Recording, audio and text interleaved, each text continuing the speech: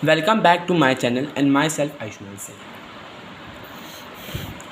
In this class, we are going to study chapter first of Geography, Resources and Development, class of 10th.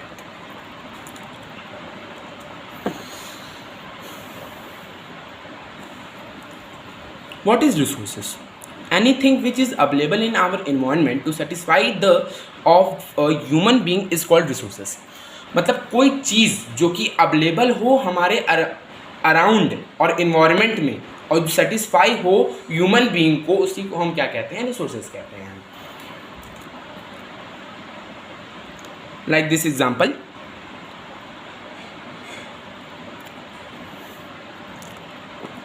Human being, physical environment, technology, institution.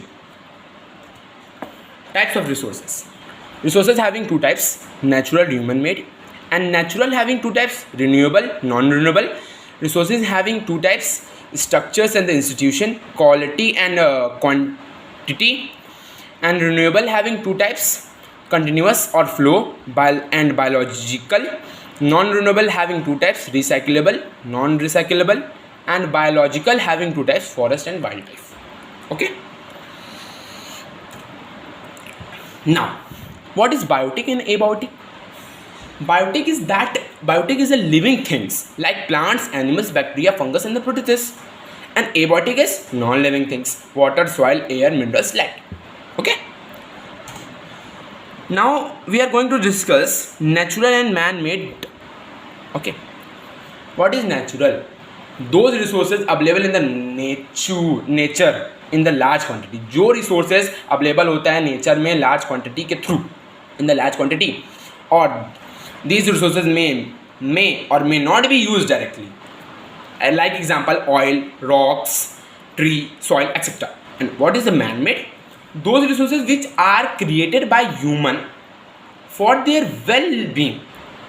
ठीक. And these resources are processed. मतलब building, mobiles, phones, ये सब example. तो building, mobile, phones ये सब किसके through बनते हैं? ह्यूमन बीइंग के थ्रू बनते हैं. तो इसीलिए कहा जा सकता है those resources which are created by the human for their well being is known as a man made. Now move to renewable resources and non renewable resources. What is renewable resources? Renewable resources are resources which can be renewed और reproduce. मतलब renewable resources वो resources हैं जो कि renewed भी हो सकते हैं और रिप्रोड्यूस भी हो सकते हैं. और नॉन रिन्यूएबल रिसोर्सेज क्या है? Non renewable resources are those resources which can not be renewed और नॉट और रिप्रोड्यूस. जो रिसोर्सेज रिन्यूड भी नहीं हो सकते और रिप्रोड्यूस भी नहीं हो सकते. Renewable resources cause less pollution. Renewable resources जो होते हैं क्या करते हैं? कॉज करते हैं लेस पोल्यूशन. और नॉन रिन्यूएबल रिसोर्सेज जो होते हैं कॉज करते हैं ज़्यादा पोल्यूशन, मोर पोल्यूशन. जैसे हम एग्जांपल देख लेते हैं renewable and non renewable energy source का है. रिन्यूएबल एनर्जी सोलर एनर्जी हो जाएगा, बायोमास हो जाएगा, विंड हो जाएगा, जियो मेटल हो जाएगा, हाइड्रो पावर हो जाएगा. और नॉन रिन्यूएबल एनर्जी का क्या हो जाएगा? ऑयल हो जाएगा, कोल हो जाएगा, न्यूक्लियर हो जाएगा, नेचुरल गैस हो जाएगा. ठीक है. अब हम पढ़ेंगे structure and institution and quantity and quality. तो स्ट्रक्चर एंड इंस्टीट्यूशन क्या होता है? An organism or establishment founded for a specific purpose such as a hospital, church, company or the college is known as a structure and institution. And what is the quantity and quality? The quality and quantity of a people of a country determines its human resources. The quantity of a human population in a country determines its ability to grow. As population is less, the country can be controlled. मतलब जब country में population कम रहेगी तो वो country control भी हो जाएगी और डेवलप भी हो जाएगी इजीली.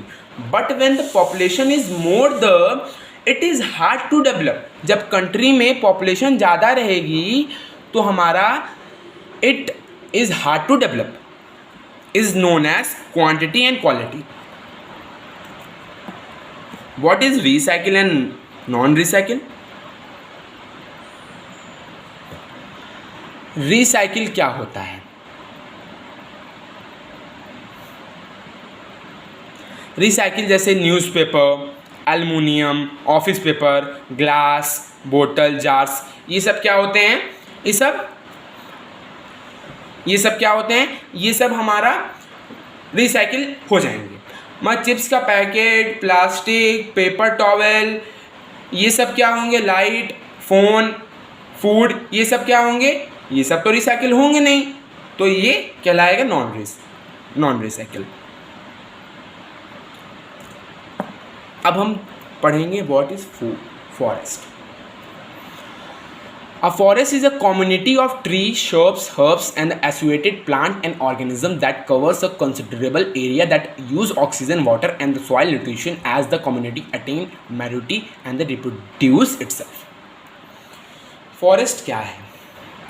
फॉरेस्ट मतलब जंगल। जंगल में जहाँ भी हम लोग ट्री ग्रो करते हैं, जहाँ पे प्लांट ग्रो होता है, एनिमल्स रहते हैं, बर्ड्स, लॉयंस, ढेर सारे एनिमल्स रहते हैं, और ट्री से हमें पीपल्स को और एनिमल्स को ही ट्री से ऑक्सीजन मिलता है।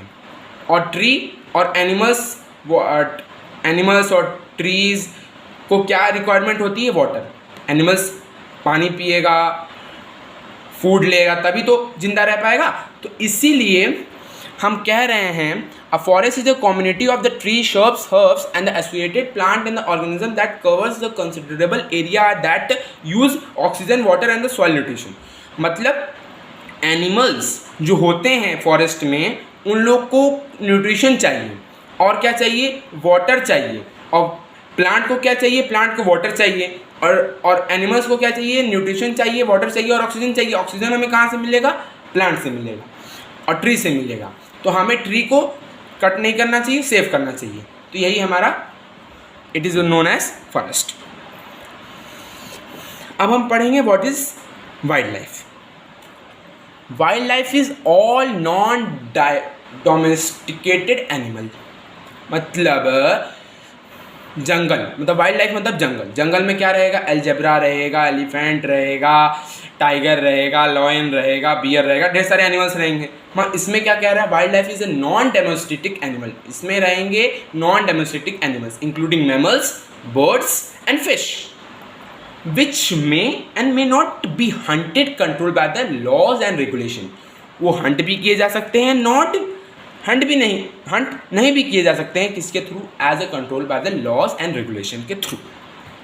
इसी को हम वाइल्ड लाइफ कहते हैं। अब हम पढ़ेंगे what is development. Development is a process that create growth, process, positive change और the addition of the physical, economic, environmental, social and the demographic component. Development क्या होता है? ये एक प्रोसेस है जो कि क्रिएट करता है ग्रोथ को, प्रोसेस को एंड पॉजिटिव चेंज को, और addition of the physical, economics, environmental and social and the demographic component. मतलब किसी चीज़ का ग्रोथ होना, प्रोसेस होना, और किसी चीज़ पॉजिटिव चेंज मतलब किसी चीज़ का चेंज होना, इसी को हम क्या कहते हैं? डेवलप करते हैं। मतलब किसी चीज़ का ग्रोथ, चेंज, प्रोसेस, यही हमारा डेवलपमेंट कहलाता है। अब हम पढ़ेंगे डेवलपमेंट ऑफ द रिसोर्सेज। इस वीडियो का लास्ट टॉपिक है ये। Resources development means the development of the natural resources effectively without the harming the environment और the human existence. Resources development का मतलब क्या है? डेवलपमेंट ऑफ द नेचुरल, मतलब किसी रिसोर्सेज डेवलपमेंट का मतलब क्या है? नेचुरल, मतलब नेचुरल का डेवलप होना, नेचुरल रिसोर्सेज का डेवलप होना effectively without harming the environment. Without मतलब बिना हार्म किए इन्वायरमेंट को, बिना हानि पहुंचाए हुए इन्वायरमेंट को हमें डेवलप करना चाहिए, नेचुरल रिसोर्सेज को और ह्यूमन एक्सिस्टेंस को। तो resources development means the development of the natural resources effectively without the harming the environment or human existence is known as development of the resources. Thank you, and this is a part first, and we see rest video in the next part. like and share, and please subscribe my video and press the bell icon. Thank you.